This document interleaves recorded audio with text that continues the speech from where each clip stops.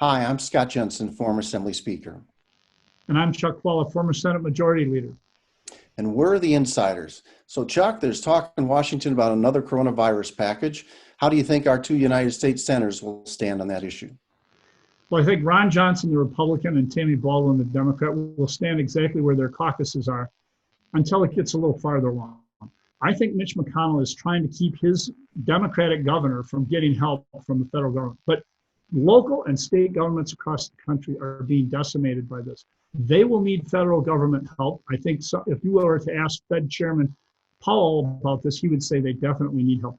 And I think that will become more obvious as we move along.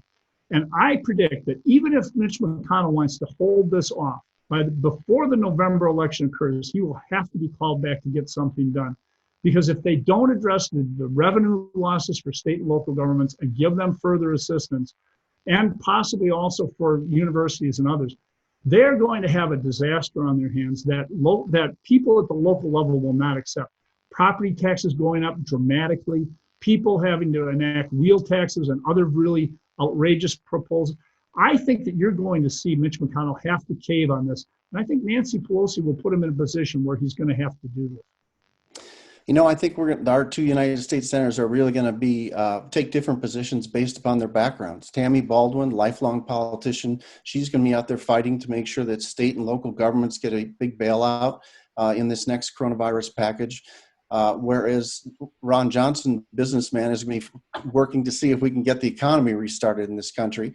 And his approach will be to try to get the country open back up again, and also probably worried about what all this spending is going to be doing to the economy and in our country. It's going to affect interest rates. It's going to affect the long-term economic growth in this country if the federal government just keeps going bigger and bigger and bigger into the hole. So I think that's the distinction we'll see between our two United States senators, and that fight will play out for a little while in Washington, D.C.